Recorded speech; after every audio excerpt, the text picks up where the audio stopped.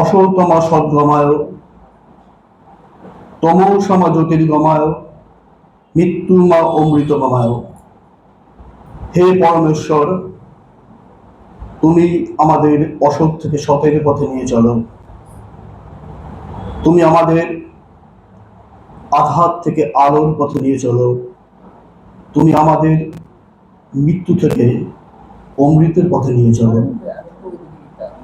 আমাদের সকলের আধ্যাত্মিক ত্রয়ী ভগবান শ্রীরামকৃষ্ণ পরমহংসদেব, আমাদের সকলের মা জগৎজননী মা শারদা এবং যুগাচার্য বীর সন্ন্যাসীর পদকমলে আমার আহমি প্রণতি।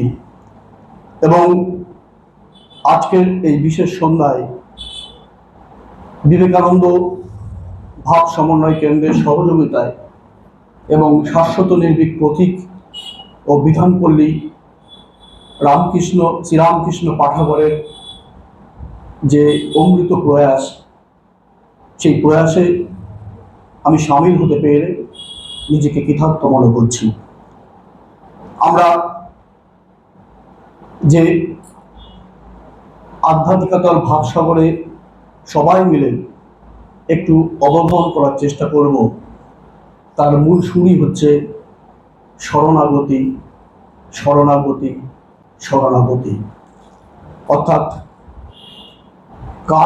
কায় মনোবাক্যে সেই পরমেশ্বরের কাছে নিজেদের আত্মসমর্পণ করা। শুরুতেই মনে পড়ছে একটা রূপক গল্পের কথা। একটা সন্তান সম্ভব হরিণী, সে বনের মধ্যে দিয়ে যাচ্ছিল। যেতে যেতে হঠাৎ করে সেই হরিণী দেখলো সামনে তীরধনুক নিয়ে এক ব্যাগ দাঁড়িয়ে আছে, তার দিকে তাক করে দাঁড়িয়ে আছে। সে বলল, আমি তো যাবই, আমার পেটের সন্তানটাও মরে যাবে। সে জীবনের তাগিদে পিছন দিকে যেতে গেল, দেখলো একটা শিকারী কুকুর তার দিকে এগিয়ে আসছে। সামনে পথ বন্ধ, পিছনেও পথ বন্ধ। সে বাঁদিকে এগিয়ে যেতে গেল, দেখলো সেই শিকারী একটা জাল বিছিয়ে রেখেছে, সেদিকেও পথ বন্ধ। ডান দিক, সেখানে দাবানল। হাই ভগবান, সামনে পিছনে বাম ডান সব দিকেই তো পথ বন্ধ। কি করে বাঁচবো, কি করে আমার সন্তান বাঁচবে, যে আগামী দিনে পৃথিবীর রূপ দেখবে? সে উপর দিকে পরমেশ্বরের দিকে তাকালো, হে ভগবান, তুমি আমায় রক্ষা করো। হৃদয়ের আকুতি থেকে ব্যাকুল ভাবে তাকে ডাকতে লাগলো। ভগবান তার ডাকে সাড়া দিলেন। নিমেষের মধ্যেই আকাশে এক খণ্ড কালো মেঘ আসলো, উঠলো ঝড়। ধুলোর ঝড়ে শিকারীর লক্ষ্য ভ্রষ্ট হলো। সেই সঙ্গে শুরু হলো বৃষ্টি আর বজ্রপাত। বজ্রপাতে সেই শিকারী কুকুর মারা গেল, সেই জাল ছিন্ন ভিন্ন হয়ে গেল এবং দাবানল নেমে গেল। অর্থাৎ হৃদয়ের আকুতি থেকে যদি তাকে ডাকা হয়, যে জ্বরটা প্রথমে থাকে সেই জ্বরটা হয়তো আস্তে আস্তে কেটে যায়। হয়তো এটা একটা রূপক গল্প, তার পিছনেই আছে সেই শরণাগতির মূল কথা। আসলে এই শরণাগতি বারবার আমাদের মধ্যে ঘুরে ফিরে আসে। ভগবান শ্রীরামকৃষ্ণ, আমাদের হৃদয় সম্রাট, তিনি বারবার বলেছেন সেই বিভিন্ন প্রসঙ্গে, সেই বানরছানা আর ইঁদুর আর সেই বিড়ালছানার গল্প। তিনি বারবার বলেছেন এ কথা। আমরা মনে পড়ছে সেই সুরেন্দ্রনাথ মিত্রের সাথে সেই কাহিনী।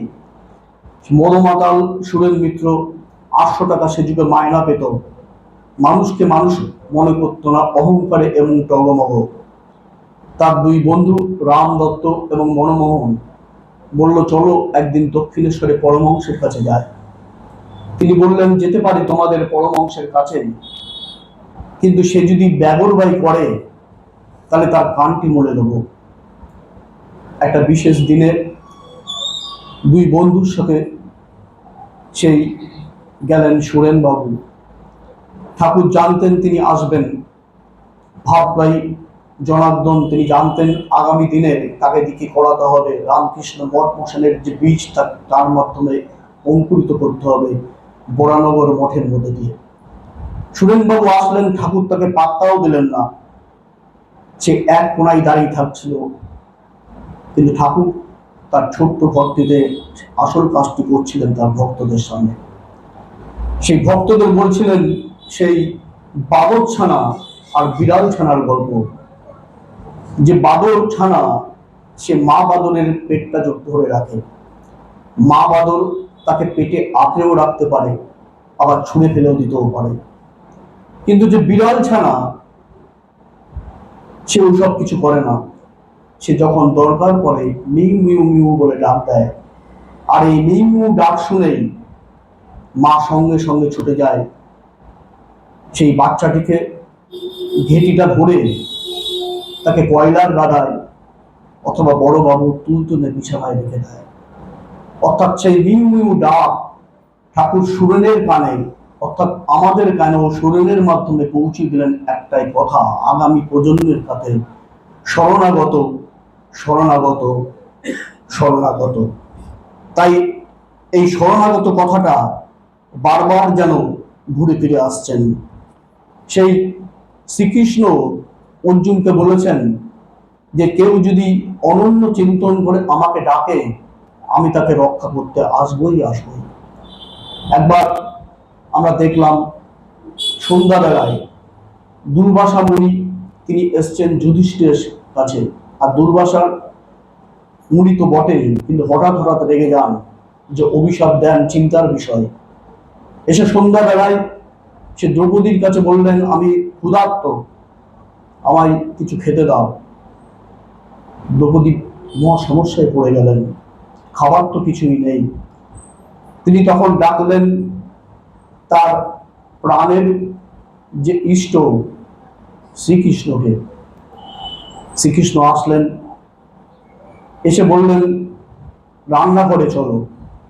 কিন্তু রান্নাঘরে দ্রৌপদী বলছেন কোনো খাবারই তো নেই। কৃষ্ণ তাও গেলেন, দেখলেন ভান্ডারে কিছুটা ভাত পড়ে রয়েছে।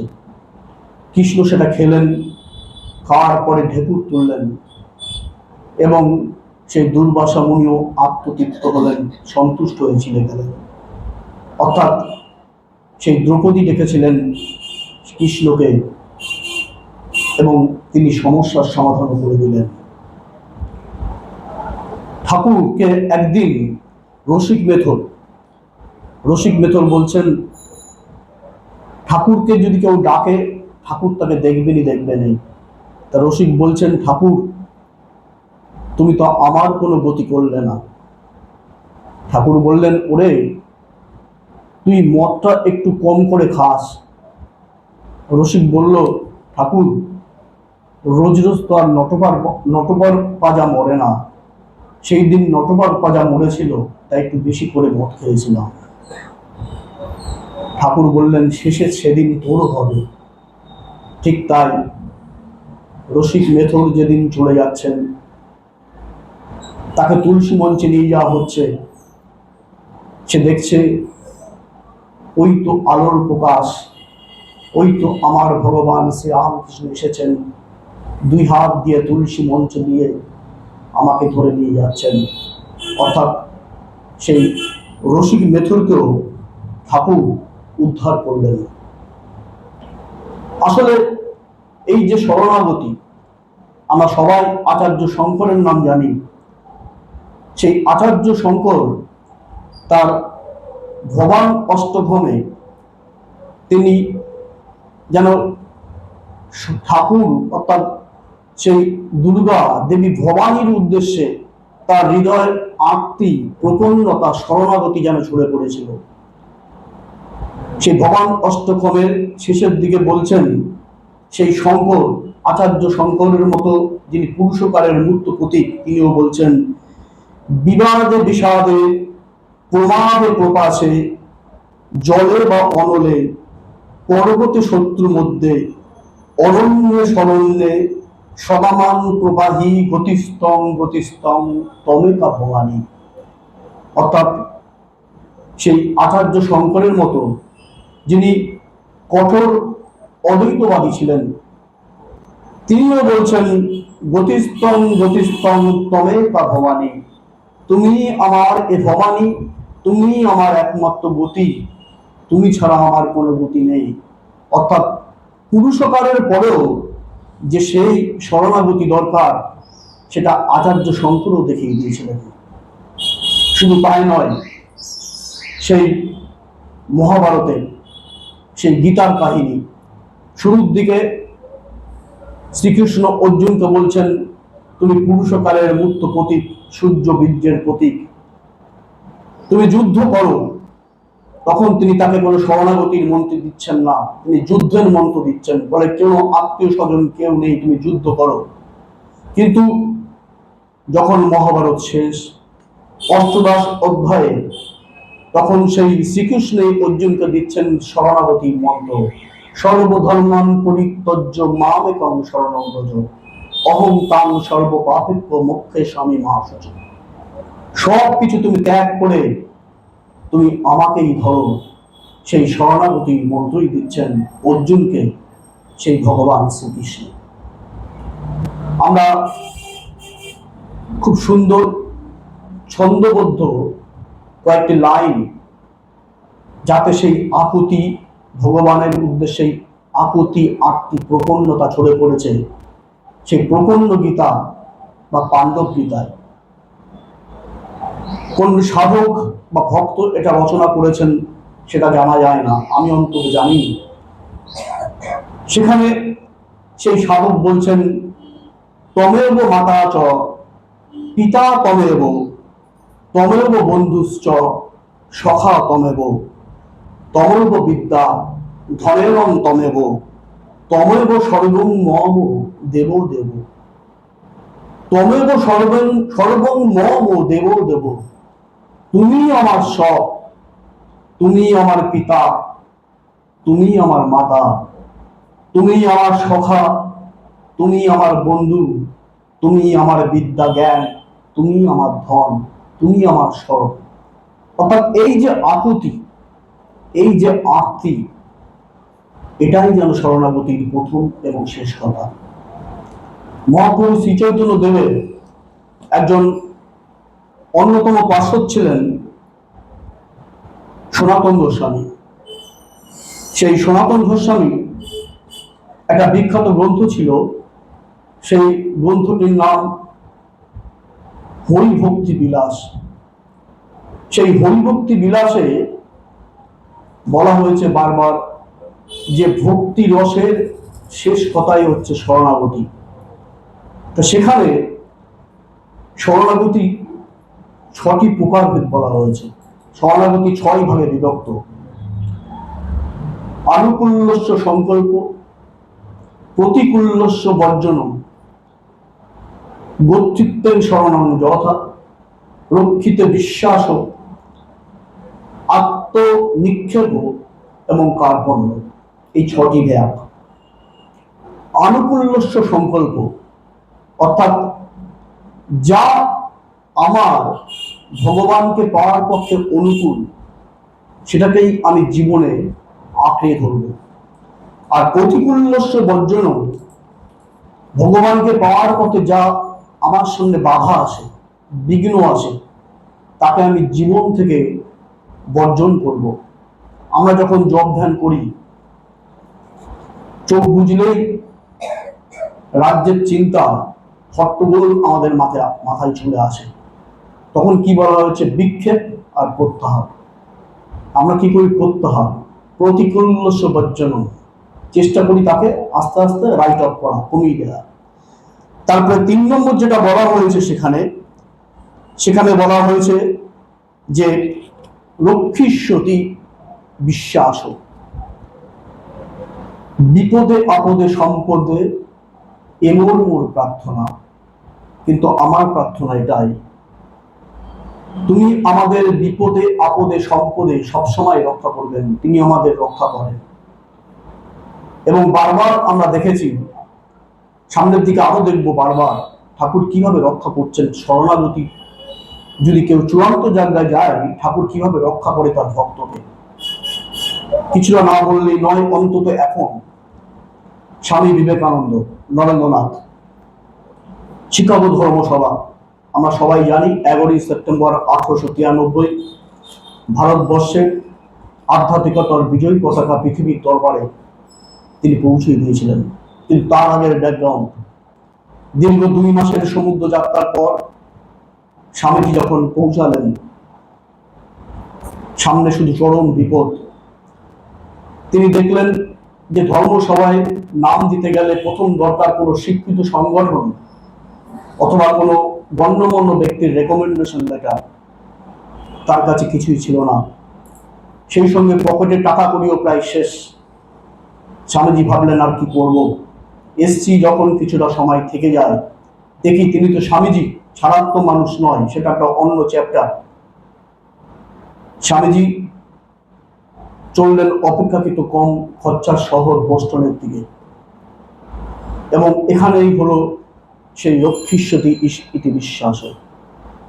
ভগবান শ্রীরামকৃষ্ণ রক্ষাকর্তা হিসেবে চলে আসলেন। তিনি যখন বোস্টনের পথে যাচ্ছেন ট্রেনে, তার সাথে আলাপ হলো মিস ক্যাথরিন সানবর্নের সাথে। তিনি স্বামীজির বাগ্মিতায় মুগ্ধ হলেন, তাকে তার খামার বাড়িতে তিনি থাকবার অনুরোধ করলেন। স্বামীজি তো ভাবলেন না, এটা অফারটাকে অ্যাকসেপ্ট না করে উপায় নেই, থাকতে তো হবেই। তিনি থেকে গেলেন। বোস্টন শহরে বিভিন্ন গণ্যমান্য ব্যক্তির সাথে তার পরিচয় ঘটল, বিভিন্ন সভা সমিতিতে তিনি বক্তব্য রাখলেন, এবং সেই সময় তার সাথে পরিচয় হলো হার্ভার্ড বিশ্ববিদ্যালয়ের বিখ্যাত অধ্যাপক স্যার জন হেনরি সাহেবের সাথে, জন রাইট সাহেবের সাথে। ওই ঠাকুরের ইচ্ছা বিনা গাছের পাতা কেউ নড়ে না। সবাই আমরা জানি ঠাকুর বারবার রক্ষা করছেন। তাকে জিজ্ঞাসা করছেন যে আপনি কি শিকাগো ধর্মসভায় একজন ডেলিগেটস হিসাবে অংশগ্রহণ করছেন? তো স্বামীজি বললেন, আমি কি করে করব, আমার কাছে কোনো তো অথরাইজেশন লেটার বা রেকমেন্ডেশন লেটার নেই। তখন প্রফেসর রাইট একটা কথাই বললেন, শিকাগো ধর্মসভার সাথে যেটা ওতপ্রোতভাবে যুক্ত, টু আস্ক ইউ স্বামী for your credential is just like asking the sun to state its right to shine. আপনাকে আপনার সম্বন্ধে ক্রেডেনশিয়াল অভিজ্ঞানপত্র চার অর্থই সূর্যকে বলা যে তোমার রশ্মি বিকরণের কোনো অধিকার আছে কিনা। তারপর তো আমরা জানি সেই যুগান্তকারী চিঠি তিনি লিখলেন, এই একটা মানুষের পাণ্ডিত্য এরকম, আমেরিকার সব পণ্ডিতের পাণ্ডিত্য একসাথে যোগ করলো এর সমতুল্য হবে না। স্বামীজির কাছে শিকাগো ধর্মসভার যে চ্যাপ্টারটা ক্লোজ ছিল খুলে গেল, কিন্তু তারপরে আবার বিপদ। 7ই সেপ্টেম্বর স্বামীজি যখন বোস্টন থেকে সেই চিঠি নিয়ে আবার এসে পৌঁছালেন সেই শিকাগোতে, তিনি শিকাগো যেখানে ধর্মসভা হবে তার যে অফিসিয়াল অ্যাড্রেস যে তার কাছে লেখা ছিল সেটা তিনি হারিয়ে ফেলেছেন, কিছুই খুঁজে পাচ্ছেন না। প্রবল ঠান্ডা, পেটে খিদে, সবাই আমরা জানি।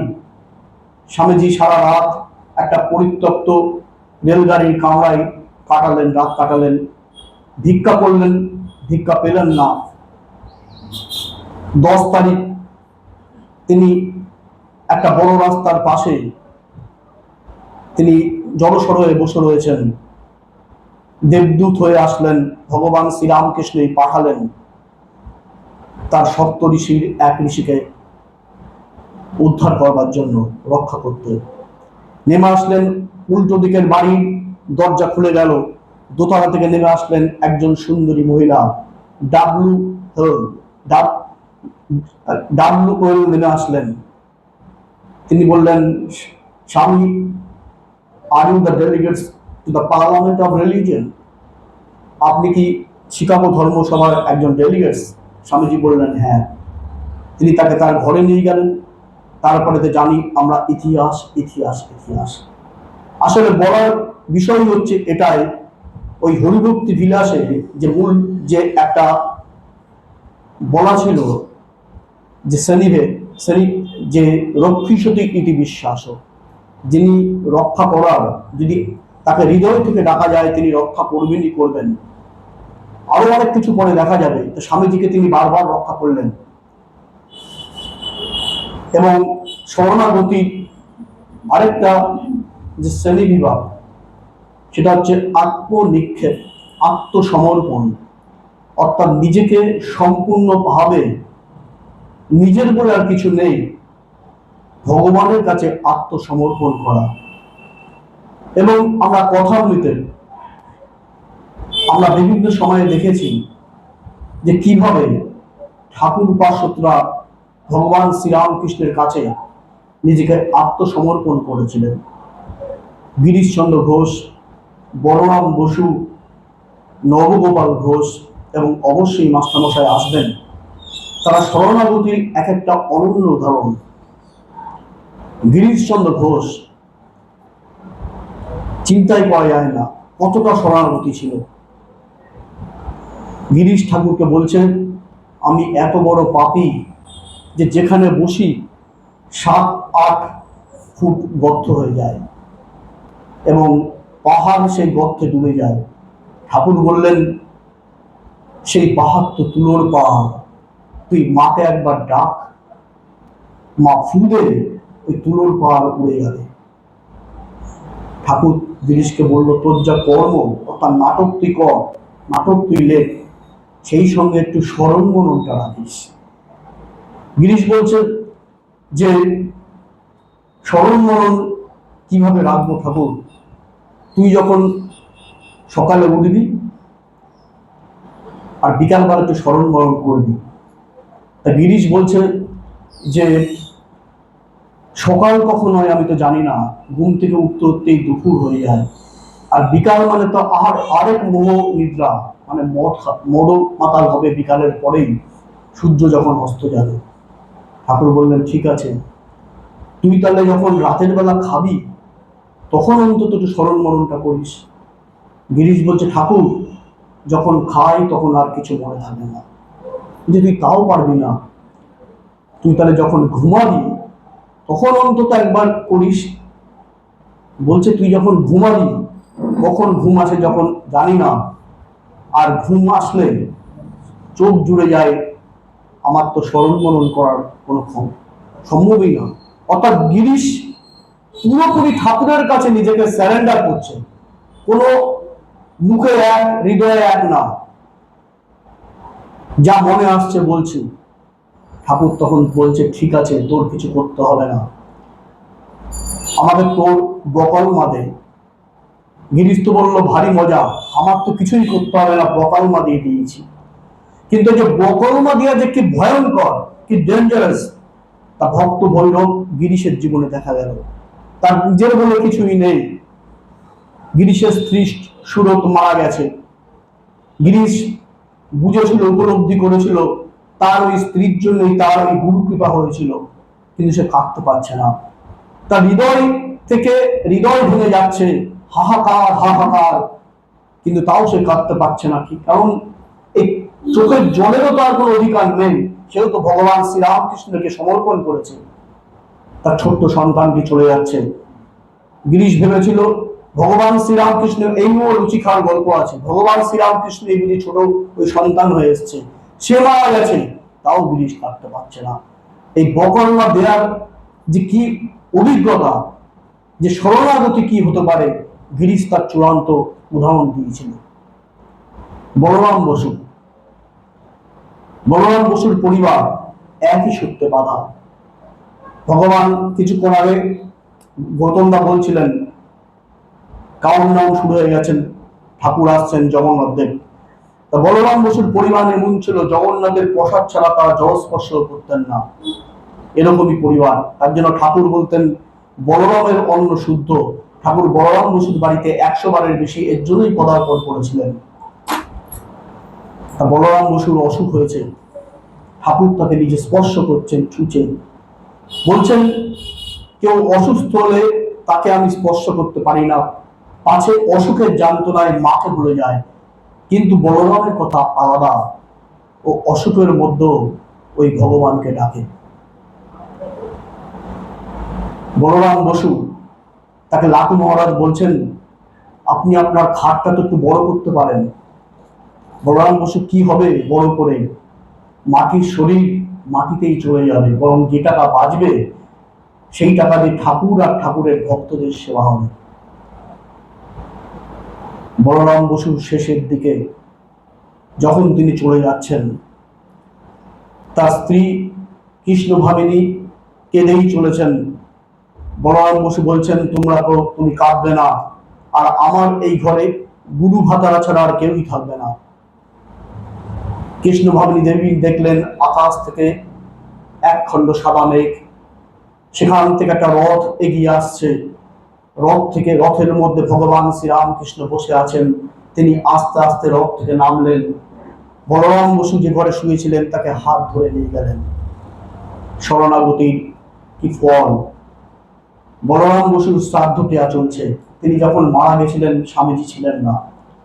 দেখছেন পুরোহিত তিনি ভাত দিয়ে পিণ্ড করছেন। স্বামীজি বলছেন, আপনি এটা কি করছেন?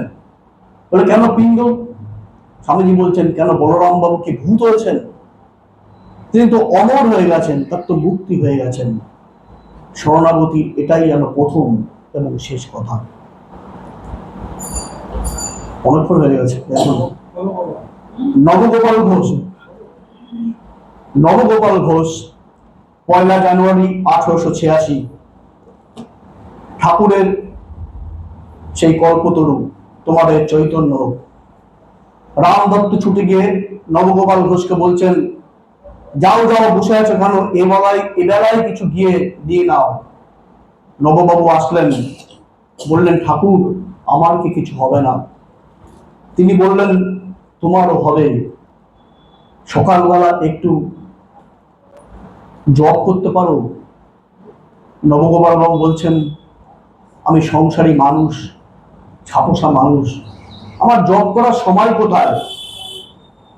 ঠাকুরবা বলছেন, ঠিক আছে একটু ধ্যান করতে তো পারো। বলে, তাকারও আমার সময় নেই, আমি চাকরিজীবী মানুষ, সকালবেলা উঠেই বেরিয়ে পড়ি জীবনের অন্য সংস্থানে, আমার সময় কোথায়? আবার সারেন্ডার করছে। ঠাকুর বলছেন, তুমি একটু আমার নাম করতে পারো?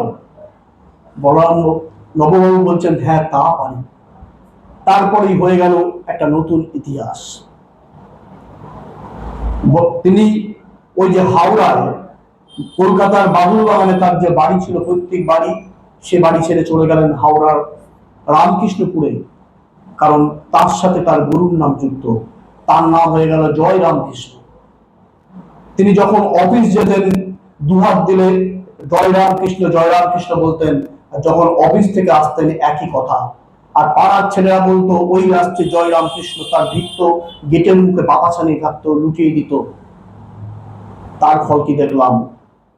মাঘী পূর্ণিমার দিনে ঠাকুরের সপ্ত ঋষির এক ঋষি স্বামী বিবেকানন্দ যখন ঠাকুরের সেই মূর্তি সেখানে প্রাণ প্রতিষ্ঠা হচ্ছেন, স্বামীজি লিখলেন তার সেই প্রণাম মন্ত্র। আমরা সবাই জানি, অবতার বরিষ্ঠ শ্রীরামকৃষ্ণ, সর্বধর্ম সর্বোপরি অবতার বরিষ্ঠ শ্রীরামকৃষ্ণ নম। শরণাগতির এক একটা উদাহরণ ভাবলে আমরা রোমাঞ্চিত হয়ে পড়ি। মাস্টারমশাই মহেন্দ্রনাথ গুপ্ত অবশ্যই আসবে, এবং সেটা আসবে একদম শেষে। আসলে এই শরণাগতি যেন বারবার ঘুরে ফিরে আসছেন। একটু মায়ের কথা বলি। রাধুদি যেন মায়ের সাথে ওতপ্রোতভাবে যুক্ত ছিলেন। রাধুদি মা তার জীবন সত্য করে তার যে নতুন বাড়ির ঘরটা রাধুদির নামে লিখে দিয়ে গেছিলেন, যে যতদিন রাধুদি থাকবেন ওই ঘরে তিনি থাকবেন। এই রাধুদির যক্ষা হয়েছে, তার যক্ষা ট্রিটমেন্টের জন্য স্বামী আত্মপ্রকাশানন্দজি তাকে নিয়ে গেছেন সেই কাশিতে। সেখানে তার ট্রিটমেন্ট হবে, আসল লক্ষ্য মুক্তি। কিছুদিন থাকার পর আত্মপ্রকাশী নন্দজি আবার জয়রামবাটি যখন ফিরে আসছেন, তখন রাধুদিকে বলছেন, আপনি থাকুন মা, আপনার কোনো চিন্তা নেই, আপনার সবকিছুর ব্যবস্থা এখানে করা আছে। এই বলে তিনি যখন যাবেন বলে রওনা দিয়েছেন, তখন রাধুদি বলছেন, তাকে গোপালদা বলতেন, গোপাল দাদা, আপনি তো একটা অদ্ভুত কথা বললেন। আপনি বলছেন আমি কিছু জানি না, আমার যক্ষা হয়েছে, যক্ষা হয়েছে মানে আমি বাঁচবো না, তাই আপনি কাশিতে আমাকে রেখে যাচ্ছেন, কাশি মানে আমার মুক্তি হবে। আপনি কি বোকা গোপালদা? আপনি বুঝি জানেন না আমি মায়ের সন্তান, মা আমাকে মানুষ করেছে, মা আমাকে নিজে পিঠে গড়েছেন, আমার কি মুক্তির কিছু বাকি আছে গোপাল দাদা? তিনি দুহাত মুষ্টিবুদ্ধ করে বলছেন, আমি যদি আস্থা করেও মরি, তাও আমার মুক্তি হবেই হবে গোপাল দাদা। শরণাগতির কি মুক্ত প্রতীক ছিলেন এই রাধুদি। কিন্তু মুশকিলটা হচ্ছে আমাদের শরণাগতি কিরকম। মনে পড়ছে ভূতেশানন্দজি মহারাজের একদিন প্রণাম চলছে, আমাদের মতন সব যারা লাল কুমড়ো চেতে যায় গেছেন উনার কাছে। একজন সে ভক্ত ভূতেশানন্দজির মহারাজের পাটা কিছুতেই ছাড়ছে না।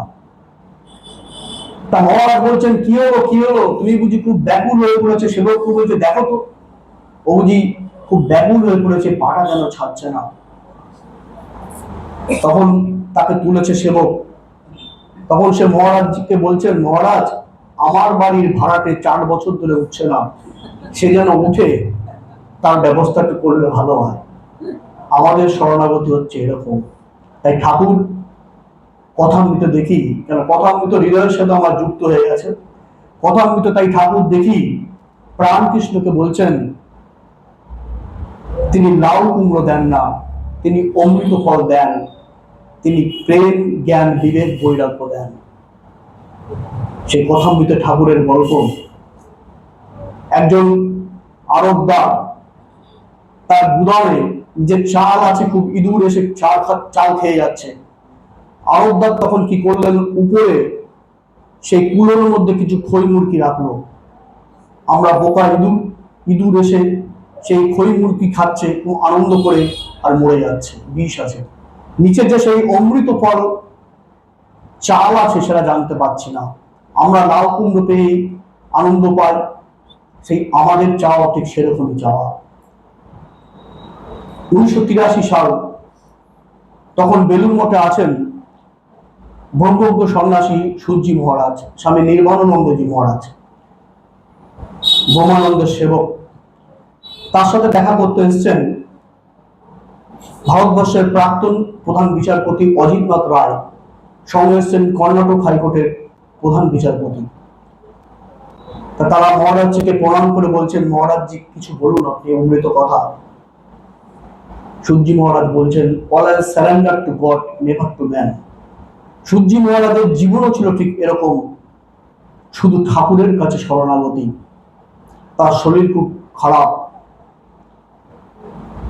আত্মস্থানন্দজি মহারাজ তার সাথে দেখা করতে এসেছেন, বলছেন, মহারাজ আপনি কেমন আছেন? তিনি বললেন, আমি ভালো আছি। বলে, আপনার যে শরীর খারাপ হতো, শরীরের কষ্ট, তোমরাও ওই ঠাকুরের কাছে নিজেদের সমর্পণ করো, শরণাগত হও। যার সময় আত্মস্থানন্দজি মহারাজ বলছেন, যেমন শুনেছিলাম ঠিকই তাই, আসলে বাপকে বেটা, অর্থাৎ স্বামী ব্রহ্মানন্দের সেবক, তিনি যা বলেছিলেন বাস্তবটাও তাই দেখলেন। ডাক্তার নীলরতন সরকার আর স্বামী শিবানন্দজি মহারাজ, স্বামী শিবানন্দ মহারাজের হাঁপানি হয়েছে। তার সেবকরা ডাক্তার নীলরতন সরকারকে খবর দিলেন। ডক্টর নীলরতন সরকার আসলেন তাকে দেখতে। বলছে, আপনি কেমন আছেন? বলে, আমি তো ভালো আছি। বলে, আপনার হাঁপানি হয়েছে, সারা রাত ঘুমাতে পারছেন? বলে, তাই, আমি ভালো আছি ঠাকুরকে নিয়ে। এই শরণাগতির আসলে এই ছোট্ট ছোট্ট টুকরো টুকরো সব কাহিনী। এই শরণাগত ভক্তকে ভগবান শ্রীরামকৃষ্ণ তিনি কিভাবে রক্ষা করেন, করেছেন, করছেন, তা বারবার ঘুরে ফিরে আসছে। তখন আছেন এলাহাবাদে বিজ্ঞানানন্দজি মহারাজ। তা তিনি তো আমরা জানি এলাহাবাদ চিকিৎসালয় দাতব্য চিকিৎসালয়, তা তিনি ইঞ্জিনিয়ার মানুষ, ডাক্তারিটার ব্যাপার সেরকম জানার প্রশ্ন উঠছে না। তা যিনি ডাক্তার তিনি কয়েকদিনের ছুটি নিয়ে গেছেন।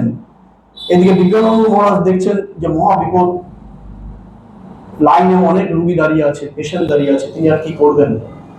তিনি আলমারি খুলছেন আর যা ওষুধ পাচ্ছেন জয় রামকৃষ্ণ বলে রুগীর ঠোঁটে জিভ বের করছে, ঢেলে দিচ্ছেন। তারা বলছে কারো জ্বর হয়েছে, কেউ বলছে সর্দি হয়েছে, কেউ বলছে পেট ব্যথা হচ্ছে। মহারাজজি বলছেন বিমারিকে বাড়ানোর মাত করো, দায় লেখার চলা যাও, কি হয়েছে বাবার দরকার নেই, ওষুধ নিয়ে চলে যাও। মহারাজের খুব নাম হয়ে গেছে, বড় ডাক্তার, সব অসুখ সেরে যাচ্ছে। 15 দিন পরে যিনি ডাক্তার বাবু তিনি ফিরে এসেছেন, এসে স্টক মিলাচ্ছেন, নতুন ওষুধ কিনতে হবে তো। দেখতে দেখতে অনেক ওষুধ শেষ, নাইট্রিক অ্যাসিডও শেষ। বলে কি ব্যাপার, নাইট্রিক অ্যাসিড কি করেছেন মহারাজ? আমি তো জানি না, আমি যা এসছে জয় রামকৃষ্ণ বলে ঢেলে দিয়েছি জিভে, সেরে গেছে। ঠাকুরকে দিকে আমরা তা করতে পারবো না জানি না, তারা সেই লেভেলের বলেই করতে পারে, এটাও কথা। তারাও তো হচ্ছে সব ব্রহ্মজ্ঞ মানুষ, ঠাকুর এরকম। সে ঘুরে ফিরে আসছে। তখন আছেন একদম প্রথম দিকের কথা, বেলুর মঠে আছেন সেই হিতানন্দজি মহারাজ, পূজারী। এই ঠাকুরের যে বিভিন্ন পুজো পদ্ধতি চালু হয়েছে, আছে যে চালু হয়েছে কথা একদম বাজে বললাম, তার যারা করেছেন তাদের মধ্যে উনিও আছেন। তা হিতানন্দজি মহারাজ আমরা তো জানি, আমাদের বেলুর মঠ বা যাই বলি, সেখানে নিয়ম হচ্ছে সকালবেলা সেই মঙ্গল আরতি দিয়ে শুরু হয়, টাইম তো টাইম, ব্রিটিশ টাইম, 1 সেকেন্ডে এদিক ওদিক করা যাবে না। হিতানন্দজি মহারাজ একদিন খুব সমস্যায় পড়েছেন। দেখছেন ঠাকুরকে তিনি যতবারই সেই জামা পরাতে যাচ্ছেন, ঠাকুর কিছুতেই জামা পরাতে পারছেন না। তো মহা ফাঁসাতে পড়া গেছে, আর টাইমও নেই, মানে একটা ট্রেন মিস মানে পরপর সব ট্রেন মিস, মানে লেট হয়ে যাবে, আর টাইম নেই, কি করবেন। মহারাজ তখন ঠাকুরের পায়ে তো শরণাগতি, মানে পুরো মানে আকুল হয়ে কেঁদে বলছেন ঠাকুর তুমি বাঁচাও, তুমি কি করছো আজকে। ঠাকুর তো খেলছেন তার সাথে। হঠাৎ করে মহারাজ দেখলেন, পুরনো মহারাজদের কাহিনীতে সবাই এগুলো আছে, দেখলেন ঠাকুর তার 2 হাত বাড়িয়ে দিচ্ছেন, বলছে পড়াও, এই হাত দিয়ে জামা পরাও। তিনি পড়ালেন। এবং এও আছে, কোনো দিন এরকম হয়েছেন মহারাজ ঘুমাচ্ছেন, হঠাৎ করে দেখছেন ঠাকুর তাকে স্বপ্ন দেখাচ্ছেন, এই ঘুমিয়ে পড়েছিস, ওই জানলাটা খোলা আছে, জল আসবে, জানলাটা আটকেই দে। অর্থাৎ শরণাগতি শরণাগতি শরণাগতি। অক্সফোর্ড ইউনিভার্সিটির একজন রিসার্চার ছিল, তার নাম অ্যান্ড্রু হার্ভে। তা সেই অ্যান্ড্রু হার্ভে তিনি অনেক টাকার স্টাইপেন্ড নিয়ে রিসার্চ করে সেখানে। তিনি একটা বই লিখেছিলেন, বইটার নাম স্পিরিচুয়াল ওয়ার্কিং উইথ 4 গুরুস, 4 জন গুরুকে নিয়ে 4টি অধ্যায়। জেসাস ক্রাইস্ট, ভগবান গৌতম বুদ্ধ, ভগবান শ্রীকৃষ্ণ, এবং অবশ্যই 4র্থ চ্যাপ্টার আমাদের ভগবান শ্রীরামকৃষ্ণ পরমহংসদেব। তিনি রিসার্চ করতে করতে এক সময় ভাবলেন আমার মাথা অনেক সময় হয়, কিছু বলার নেই, সংসার চালাতে হয়, ইচ্ছা হয়, ভালো লাগে না, মানে কিসের জন্য এই জাগতিক জীবন। তিনি অত বড় টাকার স্যালারি না, তিনি স্টাইপেন্ড ছেড়ে দিয়ে ওইখান থেকে আমাদের দেশের পন্ডিচেরিতে চলে আসলেন। পন্ডিচেরির সমুদ্র তটে তিনি যখন আছেন, এবং তিনি ভগবান শ্রীরামকৃষ্ণের নাম জেনেছিলেন, তার কথামৃত পড়ে, অবশ্যই গসপেল অফ শ্রীরামকৃষ্ণ স্বামী নিখরানন্দজির যে বই তাই পড়ে। তা তিনি যখন আসলেন, সে পন্ডিচেরির সমুদ্রের পাশের তীরে বসে রয়েছেন, সমুদ্রের উথাল পাতাল ঢেউ ভাবতে ভাবতে তিনি ভাবছেন কিসের এই জীবন, কোথা থেকে আসলাম, কোথায় যাব, জীবনের সার্থকতা কি। ভাবতে ভাবতে তিনি যেন কথামৃতের আরো গভীরে চলে যাচ্ছিলেন। তার মাথায় তো কাজ করছেন গসপেল অফ শ্রীরামকৃষ্ণ। তিনি ভাবলেন যাই তো ওই কলকাতায় যেখানে শ্রীরামকৃষ্ণ তার লীলা করেছিলেন। তিনি আসলেন কলকাতায়, গেলেন দক্ষিণেশ্বরে, থাকলেন কলকাতার হোটেলে। সারাটা দিন তার খুব আনন্দেই কাটলো। পঞ্চবটি, দ্বাদশ শিবলিঙ্গ, মা ভবতারিণী মন্দির, ঠাকুরের সেই ছোট্ট ঘর, যেই ঘরটিতে বসে ঠাকুর পূর্বাশ্ব হয়ে দক্ষিণাশ্ব হয়ে তার অমৃত কথন দিতেন, সব দেখলেন। সারাটা দিন তার খুব ভালোই কাটলো। এবার তিনি আবার আনন্দিত হয়ে যখন ফিরছেন, সমস্যা হলো একটাই, তিনি কোথায় উঠেছেন না পারছে বলতে, না পারছেন বোঝাতে। তিনি কি করবেন ভেবে পাচ্ছেন না। হঠাৎ করে তার হৃদয় তন্ত্রীতে আসলো, মস্তিষ্কে আসলো ভগবান শ্রীরামকৃষ্ণের কথা। তার শরণাগতি হলেন। সঙ্গে সঙ্গে তার হৃদয় তন্ত্রী থেকে বলছেন, get down here, get down here, get down here, এখানেই নেমে পড়ো। তিনি নামলেন, নেমে দেখলেন রাস্তার ওপারে সেই হোটেল, যে হোটেলে তিনি উঠেছিলেন। প্রায় শেষের দিকে চলে এসেছি। আমরা সবাই জানি বাবুরাম মহারাজের নাম স্বামী প্রেমানন্দ। প্রেমানন্দের প্রেম কথা ব্রহ্মচারী অক্ষয় চৈতন্যের লেখা। তিনি লিখেছেন, আমরা অনেকেই জানি, বললে মনে পড়ে যাবে।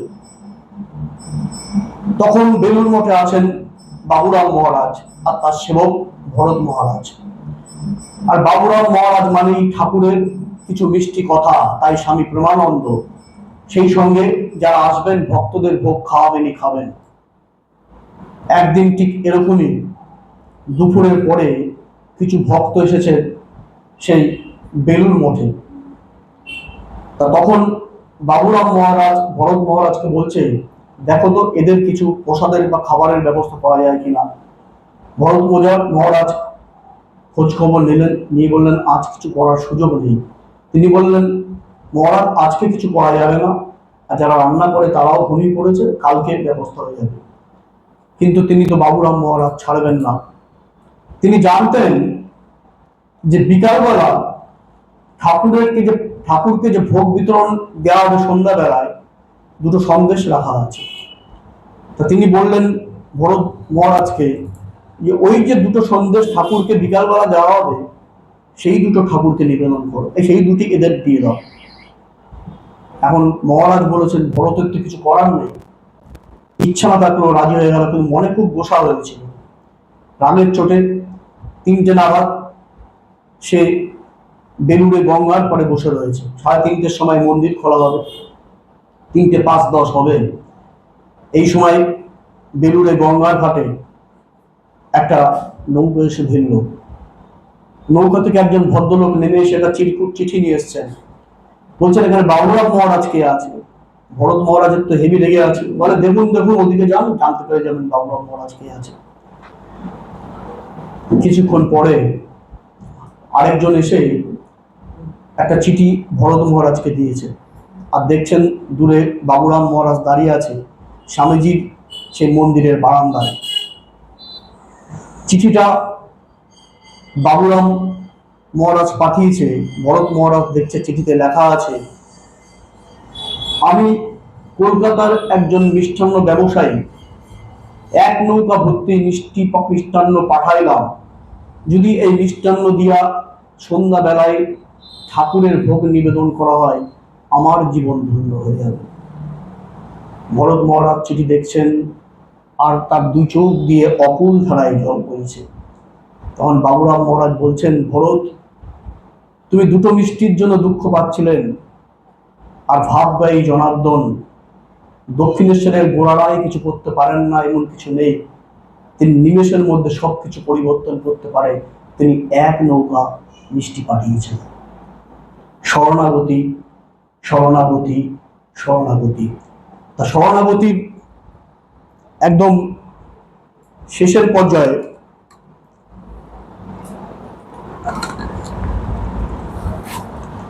অবশ্যই মাস্টারমশাই তো আসবেনই। মাস্টারমশাই বিনা এই যে বৃত্তটা কমপ্লিট হয় না।